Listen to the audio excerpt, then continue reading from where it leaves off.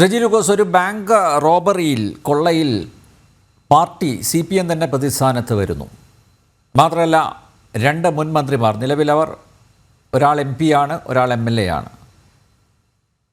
CPMൻ്റെ party ജില്ലാ secretary, Thrissur മുൻ ജില്ലാ സെക്രട്ടറി, അദ്ദേഹം പ്രതിസ്ഥാനത്ത് നിൽക്കുന്നു. ഏരിയ കമ്മിറ്റി സെക്രട്ടറി വരുന്നു, ലോക്കൽ കമ്മിറ്റി സെക്രട്ടറിമാർ 2 പേർ, ഇവരെല്ലാം പ്രതിസ്ഥാനത്ത് വരുന്നു. ഇന്ന് ED സമർപ്പിച്ച അന്തിമ കുറ്റപത്രത്തിൽ CPMനെതിരെ ചാർജ് ചെയ്തിരിക്കുന്നത് ഇതൊക്കെയാണ്. ബാങ്ക് തട്ടിപ്പിന് കൂട്ടുനിന്നു, കള്ളപ്പണത്തിൻ്റെ പങ്ക് പറ്റി, സുതാര്യമായി സമ്പാദിച്ച പണമെന്ന് തെറ്റിദ്ധരിപ്പിച്ച് കൈവശം വെച്ചു, അനധികൃത പണം ഉപയോഗിച്ച് പാർട്ടിക്കായി സ്വത്ത് വാങ്ങിക്കൂട്ടി, അന്യായമായി വായ്പകൾ അനുവദിക്കാൻ ഇടപെട്ടു, ബാങ്ക് നടത്തിപ്പിലും ഇടപെട്ടു തുടങ്ങിയ 6 ചാർജസാണ് പ്രധാനമായും CPMനെതിരെ എൻഫോഴ്സ്മെൻറ്റ് ഡയറക്ടറേറ്റ് ഉന്നയിച്ചിട്ടുള്ളത്. റെജി, ഞാൻ മനസ്സിലാക്കുന്നത് പാർട്ടി പ്രതിസ്ഥാനത്ത് വരുന്ന ഒരു വലിയ ഒരു തട്ടിപ്പ് കേസ്, ഇത് പാർട്ടിയുടെ പ്രതിച്ഛായയെ അങ്ങനെ ഒന്നുണ്ടെങ്കിൽ അത് ബാധിക്കില്ലേ? അല്ല, EDയുടെ തന്നെ പ്രതിച്ഛായ നഷ്ടപ്പെട്ടിരിക്കുക. ED ഇപ്പൊ കേസ് കുടുങ്ങിയിരിക്കുക. കോടിക്കണക്കിന് രൂപ തട്ടിപ്പ് നടത്തിയതിന്റെ പേരിൽ സ്വകാര്യ വ്യക്തികളെ കമ്മീഷൻ ഏജന്റുമാരായിട്ട് നിയോഗിച്ച് സമൻസ് അയപ്പിച്ച് ED തന്നെ വിജിലൻസിന്റെ കെണിയിൽപ്പെട്ട് ഇപ്പൊ ചോദ്യം ചെയ്തുകൊണ്ടിരിക്കുകയാണ്. അങ്ങനെയുള്ള സ്ഥിതിക്ക് EDയെ സംബന്ധിച്ചുള്ളത് നിങ്ങൾ നേരത്തെ പറഞ്ഞ CPMനെ 4.25 ലക്ഷം അംഗങ്ങളുള്ള CPMനെ പ്രതി ചേർക്കുന്നതിനൊന്നും വലിയ കാര്യമൊന്നുമില്ല. അത് തന്നെയാണ് അതിനകത്ത് ഏറ്റവും വലിയ ആദ്യത്തെ മറുപടി എന്ന് പറയുന്നത്. രണ്ടാമത്തെ മറുപടി എന്ന് പറയുന്നത്, ഇന്ത്യയില് ED എന്ന് പറയുന്ന സംവിധാനം, കേന്ദ്ര സർക്കാരിന്റെ കയ്യിലെ ഒരു പാവയായ ED ഏതാണ്ട് 252ഓളം കുറ്റപത്രങ്ങൾ ഇതുപോലെ തന്നെ ഇതേ ആരോപണങ്ങളുമായി ബന്ധപ്പെട്ട് വിവിധ കോടതികളിൽ നൽകിയതിൽ ശിക്ഷിക്കപ്പെട്ടത് കേവലം 2 കേസിലാണ്. ബാക്കിയെല്ലാം തള്ളിക്കടത്തി. ഏറ്റവും ഒരു ഉദാഹരണം, ഈ പറഞ്ഞ സ്വർണ്ണക്കടത്ത് കേസുമായി ബന്ധപ്പെട്ട് 3 കുറ്റപത്രങ്ങൾ സമർപ്പിച്ചു. അവസാനം ഹൈക്കോടതി തള്ളിക്കളഞ്ഞെന്ന് മാത്രമല്ല, EDയെ ശാസിക്കുകയും ചെയ്തു. അതിനകത്ത് ഒരു വസ്തുതയില്ല, ഇവിടെ കുട്ടിക്കൊഴിച്ച് യാതൊരു വസ്തുതയില്ല. ഇനിയിപ്പോ 1 വർഷം മാത്രമേ ഉള്ളൂ തെരഞ്ഞെടുപ്പിന്. ഇപ്പൊ നിലമ്പൂര് തെരഞ്ഞെടുപ്പിന്റെ തീയതി ഇന്നലെ പ്രഖ്യാപിച്ച ആദ്യ ദിവസം തന്നെയാണ് ED കൊടുത്തിരിക്കുന്നത്, ഈ കുറ്റപത്രം കൊടുത്തിരിക്കുന്നത്. പിന്നെ രണ്ടാമത്തെ ദിവസം എന്ന് പറഞ്ഞാൽ പ്രാദേശിക ബോഡിയിലേക്കുള്ള തെരഞ്ഞെടുപ്പ് വരുന്നത്. അപ്പൊ ED ഇനി 2020 മുമ്പോട്ടുള്ള നാടകങ്ങൾ പോലെ വരും. പക്ഷെ സംഭവം എന്താ വെച്ചാൽ, ഈ അന്വേഷണ ഏജൻസി ആയതുകൊണ്ട് ജനങ്ങളെ ചിരിക്കുക മാത്രമേ ഉള്ളൂ ചെയ്യുന്നുള്ളൂ. ഇവിടെ ബഹുമാനപ്പെട്ട ശിവശങ്കർ പറഞ്ഞ അവസാനം ചില വാചകങ്ങളൊക്കെ ഞാൻ കേട്ടു. ശിവശങ്കർ ആഞ്ഞടിക്കുക. ശിവശങ്കർ ആദ്യമായിട്ട് ചെയ്യേണ്ടത് എന്താ വെച്ചാൽ, അങ്ങയുടെ പരമോന്നത നേതാക്കളിൽ ഒരാളായ അമിത്ഷാ പ്രതിയായിട്ടുള്ള അഹമ്മദാബാദിലെ 2 കോപ്പറേറ്റീവ് ബാങ്കിന്റെ 800 കോടി രൂപയുടെ തട്ടിപ്പ് അദ്ദേഹം പ്രസിഡന്റ് ആയിരുന്ന സമയത്താണ് ഉണ്ട്. അതിനെക്കുറിച്ച് മറുപടി പറയാം. ഈ കൂടാതെ EDയെ സംബന്ധിച്ചിടത്തോളം ഇന്ത്യയില് 12ഓളം കേസുകൾ EDക്കെതിരെ വന്നിട്ടുണ്ട്, ED ഉദ്യോഗസ്ഥന്മാർക്കെതിരെ. അതിൽ ഹിമാചൽ പ്രദേശിലെ ഒരു ഉദ്യോഗസ്ഥന്റെ തട്ടിയെടുത്ത പൈസ എന്ന് പറയുന്നത് കോടാനുകോടികളാണ്. ഡൽഹിയില്, ഈവൻ ഗുജറാത്തില്, തമിഴ്നാട്ടില്, അതുപോലെ തന്നെ തെലങ്കാനയില് ഒക്കെ ഇവർ പ്രതിയായിട്ടുണ്ട്. ഇതുപോലെ ഈ സമൻസ് അയക്കുക, എന്നിട്ട് മൂന്നാമനെ പറഞ്ഞയക്കുക, കാശ് തട്ടിയെടുക്കുക. ഇതാണ് EDയുടെ സംവിധാനം എന്ന് പറയുന്നത്. പിന്നെ ഈ തൃശ്ശൂർ കരുവന്നൂർ ബാങ്കിലേക്ക് തന്നെ ഞാൻ പറയാം. കരുവന്നൂർ ബാങ്കിൽ ഒന്നാം പ്രതിയായിട്ട് വരേണ്ടയാള് ഏറ്റവും കൂടുതൽ പൈസ തട്ടിയെടുത്ത, കോടിയിൽ തട്ടിയെടുത്ത വിദ്വാനെയാണ് അവർ മാപ്പുസാക്ഷിയാക്കി ബാക്കി പ്രിയങ്കരനായ കേരളത്തിന്റെ രാഷ്ട്രീയത്തിന് അതീതമാണ് ബഹുമാനിക്കുന്ന K. രാധാകൃഷ്ണൻ പോലും പ്രതിസ്ഥാനത്ത് കൊണ്ടിരിക്കുന്നത്. K. രാധാകൃഷ്ണൻ സാമ്പത്തിക തട്ടിപ്പാണെന്ന് പറഞ്ഞാൽ ഈ ഭൂമിയിൽ ആരെങ്കിലും വിശ്വസിക്കുക? അറ്റ്ലീസ്റ്റ് കേരളത്തിൽ ആരെങ്കിലും വിശ്വസിക്കും?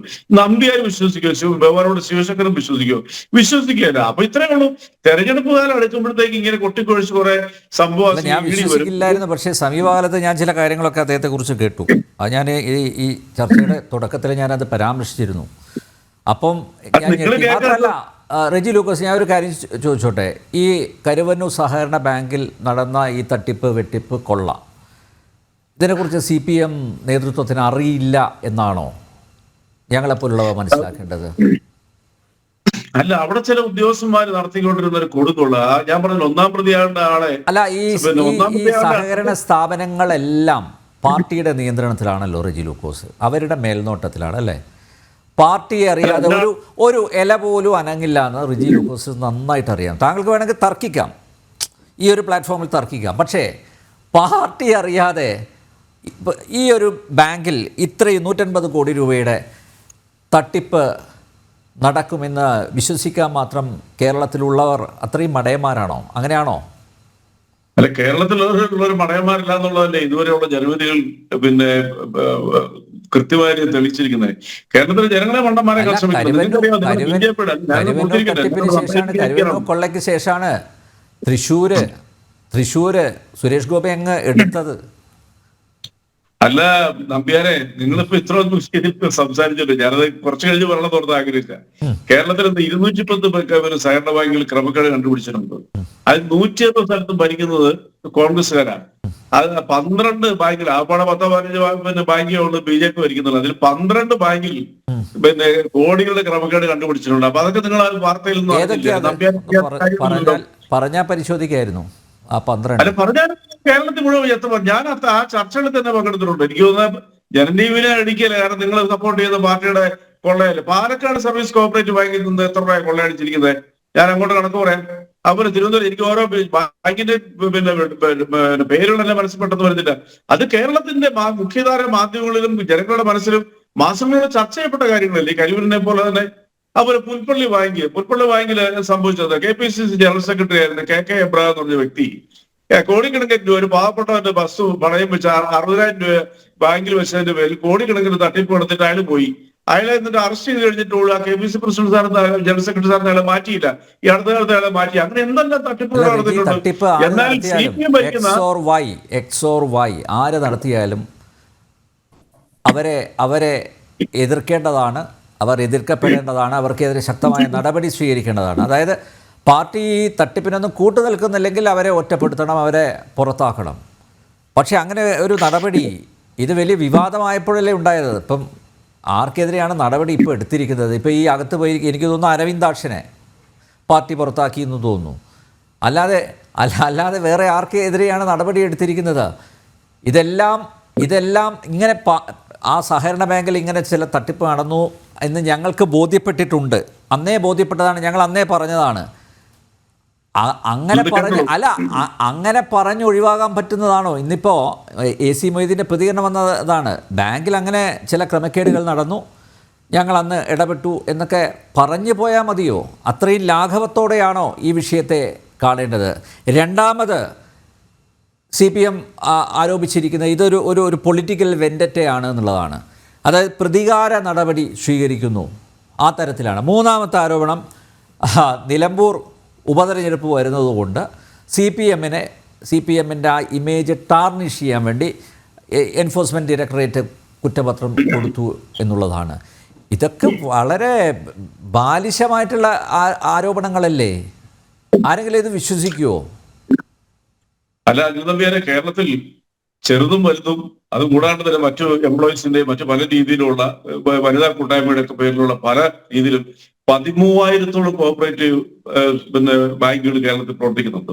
ഈ 13,000 കോർപ്പറേറ്റ് ഭരിക്കുന്നതിൽ 85% CPMന്റെ നേതൃത്വത്തിലുള്ള ഭരണസമിതി ഭരിക്കുന്നത്. എന്തുകൊണ്ടാണ് അവിടെ എല്ലാം ജനങ്ങളെ ഈ പാർട്ടിനെ വിശ്വസിക്കുകയും ഭരണം ഏൽപ്പിക്കുകയും ചെയ്യുന്നത്?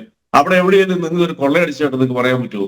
എന്നാൽ കോൺഗ്രസ്സുകാരും BJP ഭരിക്കുന്ന ബാങ്കുകളുടെ കഥകൾ ഞാനിവിടെ ആവർത്തിച്ച് പറയണോ? ഞാൻ ഇപ്പൊ തന്നെ പറഞ്ഞു കഴിഞ്ഞു. കേരളത്തിൽ കോഓപ്പറേറ്റീവ് ബാങ്കിന്റെ ഓൾ ഓവർ അതായത് ഓൾമോസ്റ്റ് ഓൾ ടുഗദർ ആയിട്ട് ടേൺ ഓവർ എന്ന് പറഞ്ഞ് ഏതാണ്ട് 7-8 ലക്ഷം കോടി രൂപ. ഈ പൈസ അടിച്ചെടുക്കാനുണ്ടല്ലേ കേന്ദ്ര സർക്കാർ ചരിത്രത്തിൽ ആദ്യമായിട്ട് ഒരു കോഓപ്പറേറ്റീവ് വകുപ്പുണ്ടാക്കുകയും അതിന്റെ മന്ത്രിയായിട്ട് അമിത്ഷാ സ്വയം അവരോധിക്കുകയും ചെയ്തത്. എന്തുകൊണ്ടാണ്? 2ാം സ്ഥാനമേ ഉള്ളൂ പഞ്ചാബിനുള്ളൂ ഈ കോഓപ്പറേറ്റീവ് സെഗ്മെന്റിൽ. അപ്പൊ കേരളത്തിലെ ജനങ്ങളുമായിട്ട് ദൈനംദിനം തന്നെ ഇടപെടി ജീവിക്കുകയും കേരളത്തിലെ ജനങ്ങളിൽ വിദ്യാഭ്യാസ ലോൺ കൊടുക്കുന്നതിന് ഏറ്റവും മുമ്പിൽ നിൽക്കുന്നത്, വിദേശ പഠനത്തിന് വേണ്ടി പൈസ കൊടുക്കുന്നതിന് ഏറ്റവും മുമ്പിൽ നിൽക്കുന്നത്, അങ്ങനെ ജനങ്ങളുടെ ജീവിതമായിട്ട് ഏറ്റവും അടുത്തിടപഴകുന്ന രക്തധമനികൾ പോലെയുള്ള ഒരു ബന്ധമാണ് ഈ പറയുന്ന കോഓപ്പറേറ്റീവ് ബാങ്ക്. സഹകരണ സ്ഥാപനങ്ങളല്ലേ സ്വയം നശിപ്പിക്കാൻ ശ്രമിച്ചത്? അതിലുള്ള വിഷമാണ് ഞാൻ പറയുന്നത് റിജി.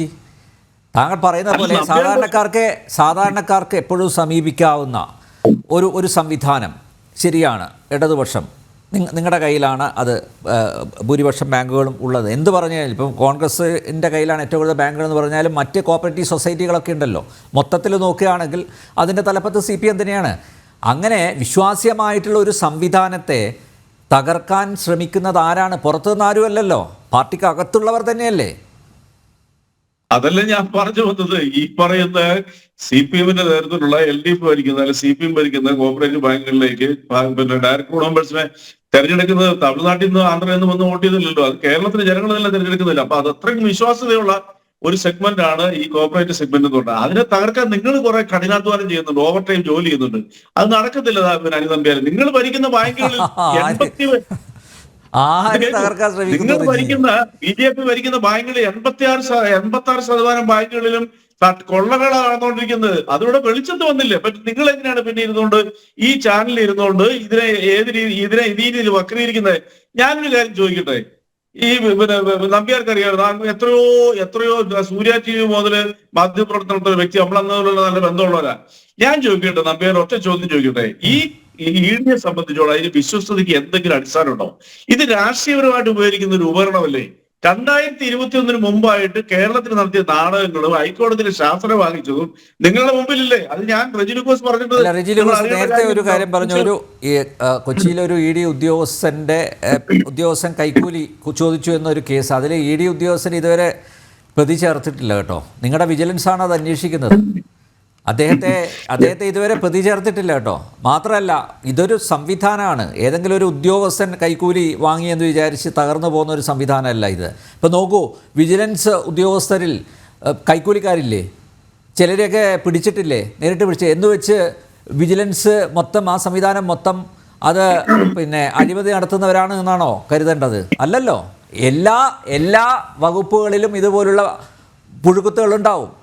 അതിൽ 1-2 പേര് തെറ്റിയെന്ന് വിചാരിച്ച് ആ സംവിധാനത്തിന്റെ വിശ്വാസ്യത അത് ചോദ്യം ചെയ്യേണ്ടതാണോ? 1-2 ചുമ്മാ അങ്ങനെയൊക്കെ പറഞ്ഞു പോകുന്ന പേര് 12 ED ഉദ്യോഗസ്ഥന്മാരുടെ പേരിൽ ഇപ്പോൾ കോടിക്കണക്കിന് രൂപ, 6 പേര് ജയിലില്ല അല്ല ഈ രാജ്യത്തുണ്ട്. ED എൻഫോഴ്സ്മെന്റ് ഡയറക്ടറേറ്റിന്റെ ചുമ്മാ അങ്ങനെ 1-2 പറഞ്ഞ് നിങ്ങൾക്ക് പോരുത്. ജനം കേട്ടോണ്ടിരിക്കുന്നതാ. ഇനി ഞാൻ എന്നെ കൊണ്ട് പറയിപ്പിക്കാതിരിക്കാതെ, അത് ശരിയല്ലല്ലോ. ഇവിടെ 3-4 പേരല്ലേ ഉള്ളൂ. ഞാൻ ഒരു കാര്യം പറയട്ടെ, സുപ്രീം കോടതി അങ്ങ് വിശ്വസിക്കുന്നുണ്ടല്ലോ. നമ്മളെല്ലാവരും പരമോന്നത കോടതി വിശ്വസിക്കുന്നത്, നിയമവ്യവസ്ഥ വിശ്വസിക്കുന്നത്. സുപ്രീം കോടതി മുൻ ഇപ്പോഴത്തെ ജാർഖണ്ഡ് മുഖ്യമന്ത്രി അന്ന് അറസ്റ്റ് ചെയ്ത് ജയിലിലിട്ടു, അതിനകത്ത് ജാമ്യം കൊടുത്തും പറഞ്ഞ വാദം എന്നറിയോ? അത് നമ്പ്യാരോട് ഞാൻ പ്രത്യേകം പറയേണ്ട കാര്യമല്ലോ. Where is the evidence? ഒരു ഭരണാധികാരി നിങ്ങൾ എത്ര നാളെ ഇങ്ങനെ അകത്തിടണമായി ചോദിച്ചത്? കപിൽ സിബലിന്റെ വാദത്തിനിടയ്ക്കാണ് EDയുടെ വക്കീലുമാരോട് ചോദിച്ചു, അങ്ങനെയാണ് അദ്ദേഹത്തിന് ജാമ്യം കൊടുക്കുന്നത്. ഇനി സാക്ഷാൽ കേജ്രിവാളിന് വാദങ്ങൾ ഹൈക്കോടതി നടന്ന അവസാനം സുപ്രീം കോടതിയിൽ എത്തിയപ്പോ സുപ്രീം കോടതി ചോദിച്ചൊരു ചോദ്യമുണ്ട് EDയോട്, എന്തിനാണ് നിങ്ങൾ ഇത്രയും ദീർഘനാള് ഇതേ ചോദ്യം ആവർത്തിച്ചു? അതിലപ്പുറം ഒരു കാര്യം റെജി ലൂക്കോസോ CPO പറയേണ്ട കാര്യമുണ്ട്. കേജ്രിവാൾ കിടന്നു, അയാൾക്ക് നേരത്തെ ആവാമായിരുന്നില്ലേ? അദ്ദേഹത്തിന് തെളിവുകൾ ഹാജരാക്കേണ്ട ഉത്തരവാദിത്വം അദ്ദേഹത്തിനല്ലേ? എന്തുകൊണ്ട് അദ്ദേഹത്തിന് കോടതിയെ ബോധ്യപ്പെടുത്താൻ സാധിച്ചില്ല? എത്ര കാലം കിടന്നു? അതുപോലെ മനീഷ് സിസോദിയ 1.5 വർഷം കിടന്നില്ലേ? അത് ഞാൻ പറഞ്ഞല്ലോ, ഇവരുടെ പേര് ജാമ്യം കൊടുത്തപ്പോൾ സുപ്രീം കോടതി പറഞ്ഞ നിരീക്ഷണങ്ങളും സുപ്രീം കോടതി അങ്ങനെ സുപ്രീം കോടതിയുടെ നിരീക്ഷണം ഡിഫമേഷൻ കേസ് പോലും മനീഷ് സിസോദിയോ ഞാൻ ഇന്റർവ്യൂ ചെയ്തിട്ടുള്ളതാണ്. ഈ പറയുന്ന കേജ്രിവാളോ EDക്കെതിരെ ഒരു ഡിഫമേഷൻ ഫയൽ പോലും സ്യൂട്ട് ചെയ്തിട്ടില്ലല്ലോ. അല്ല, അത് അന്തിമ വിധി വന്നതിന് ശേഷമല്ലേ ചെയ്യാൻ പറ്റത്തുള്ളൂ. അതെന്ത് നിയമവ്യവസ്ഥയോട് ചോദിക്കുന്നത്? അദ്ദേഹം ഇപ്പൊ ജാമ്യത്തിലാ. ഈ പറയുന്ന ജാർഖണ്ഡ് മുഖ്യമന്ത്രി ജാമ്യത്തിലാണ്. മനീഷ് സിസോഡിയ 18 മാസങ്ങളൊക്കെയാണ് ജാമ്യം കിട്ടി പുറത്തു വന്നപ്പോൾ. അത് മാത്രമല്ല, അവരുടെ സഞ്ജീവ് സിംഗ് എന്ന് പറയുന്ന വേറൊരു മന്ത്രി ഉണ്ടായിരുന്നു. അവരെല്ലാം ജാമ്യത്തിലാണ് ഇപ്പോൾ. അപ്പൊ ഡിഫർമേഷൻ കേസ് എപ്പോഴാണ് കൊടുക്കണ്ടേ? കോടതി വിധി വന്ന് അത് തള്ളിക്കളയുമ്പോഴത്തേക്കാണ്. അല്ലാണ്ട് കോടതിയുടെ പരിഗണന ഇരിക്കുമ്പോഴാണ് ഇത് കൊടുക്കുന്നത്. അരിക്കത്തില്ല. ഞാൻ പഠിച്ച നിയമവ്യവസ്ഥയിൽ അങ്ങനെ നിയമവ്യവസ്ഥയിൽ അതെല്ലാം പോട്ടെ. എന്റെ ചോദ്യത്തിന് മറുപടി പറയൂ. കേരളത്തിൽ ഈ ED എന്ന് പറയുന്ന ഈ എൻഫോഴ്സ്മെന്റ് ഡയറക്ടറെ കുറിച്ച് ഈ പറയുന്ന രീതിയിലുള്ള രാഷ്ട്രീയ ഉപകരണമായി പ്രവർത്തിച്ചിരിക്കുന്ന ഈ ഏജൻസിയെ കുറിച്ച് നമ്മുടെ ബഹുമാനപ്പെട്ട ഹൈക്കോടതി എന്താണ് പറഞ്ഞത് 3 തവണ? അത് നിങ്ങൾ മറുപടി പറയണ്ടേ? ഇപ്പോൾ അവര് കൈക്കൂലി കേസിൽ അന്വേഷണം നേരിട്ടുകൊണ്ടിരിക്കും. വിജിലൻസ് മുമ്പിൽ ഹാജരായിക്കൊണ്ടിരിക്കുകയാണ്. നിങ്ങളുടെ ഈ ED ഇവിടുത്തെ അതാണ് ഞാൻ നേരത്തെ പറഞ്ഞത്. അല്ല, വിജിലൻസ് ഉദ്യോഗസ്ഥർക്കെതിരെയും ഹൈക്കോടതിയുടെ പരാമർശം വന്നിട്ടുണ്ട്. ചില കേസുകളിൽ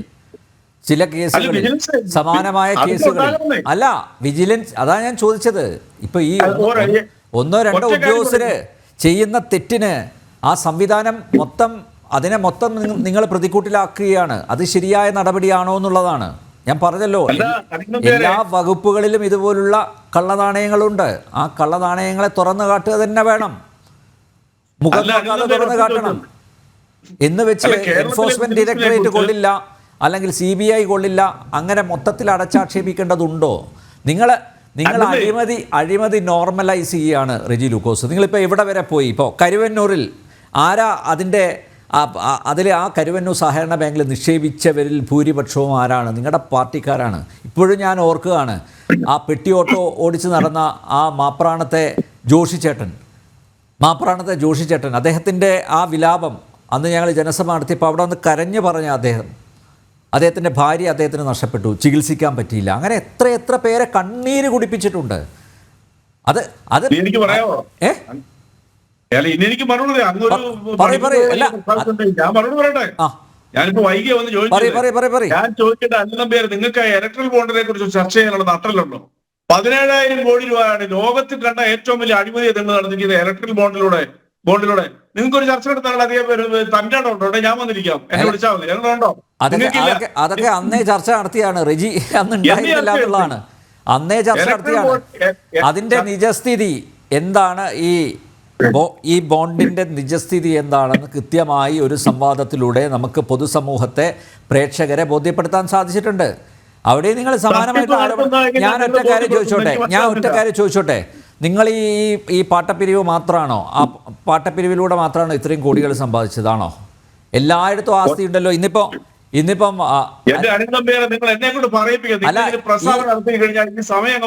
അല്ല, ഈ കൊടുത്ത ഒരു പ്രധാനപ്പെട്ട ചാർജ് അനധികൃത പണം ഉപയോഗിച്ച് പാർട്ടിക്ക് സ്വത്ത് വാങ്ങിക്കൂട്ടി എന്നുള്ളതാണ്. അല്ലെന്നേ, സഹോദരൻ, ഞാനൊറ്റ കാര്യം ചോദിക്കട്ടെ. ഇപ്പൊ നിങ്ങൾ ഇലക്ട്രൽ ബോണ്ടിനെ കുറിച്ച് ചർച്ച നടത്തുന്നത്, ഇലക്ട്രൽ ബോണ്ട് ഞങ്ങൾ വാങ്ങിച്ചില്ലെന്നോ വാങ്ങിയെന്നോ ഒരു വാക്കയിലും നിങ്ങളുടെ പാർട്ടി പറഞ്ഞിട്ടുണ്ടോ? ഔദ്യോഗികമായിട്ട് പറഞ്ഞിട്ടുണ്ടോ? ഉണ്ടെങ്കിൽ നിങ്ങൾ ഇപ്പൊ എന്നെ കാണിക്കേ. അതുപോലെ നേരത്തെ ഒരു കാര്യം പറഞ്ഞു, വിജിലൻസിനെ കുറിച്ച് പറഞ്ഞുകൊണ്ട് കോടതി പറഞ്ഞു ഏതെങ്കിലും ഒരൊറ്റ സംഭവം, ഒരു കേസ് വിജിലൻസിനെ എതിർത്ത് ബഹുമാനപ്പെട്ട ഹൈക്കോടതി പറഞ്ഞായിട്ട് നമ്പ്യാർക്ക് കൂടെ പറയാമോ?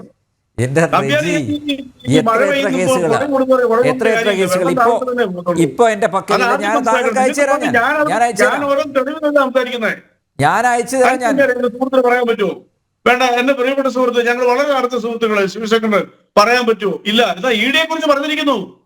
ED കെ രാധാകൃഷ്ണനെ പോലെ ഒരു സ്വാത്വികനായ അദ്ദേഹം എന്താ പറയാ, കൃഷി പോലും ചെയ്ത് മാതൃക കാണിക്കുന്ന സാധാരണക്കാരായ മനുഷ്യൻ അദ്ദേഹത്തിനെ പോലെ പ്രതിയാക്കി. നിങ്ങൾ എന്തിന്റെ പേരിലാണ് നിങ്ങളുടെ ED ഈ പാർട്ടിനെ പ്രതിയാക്കിയിരിക്കുന്നത്? ആ പാർട്ടിയെ പ്രതിയാക്കുമ്പോൾ 4.25 ലക്ഷം വരുന്ന ഞങ്ങളുടെ പാർട്ടി മെമ്പർമാരെല്ലാം പ്രതിയല്ലേ? അത്രയും വിശുദ്ധരാണല്ലോ പാർട്ടിയും ഞങ്ങളുടെ പാർട്ടി വിശുദ്ധപ്പെട്ടൊന്നും ഞങ്ങൾ അവകാശപ്പെടുന്നില്ല. ഞങ്ങളുടെ party better than any other parties in India. Number ഞങ്ങളുടെ പാർട്ടി ഉള്ളതുകൊണ്ടാണ് സത്യം പറയുകയാണെന്നുണ്ടെങ്കിൽ കേരളത്തിൽ ഇപ്പോൾ ഈ സഹകരണ മേഖല ഇപ്പോഴും പിടിച്ചു നിൽക്കുന്ന ജനങ്ങളുടെ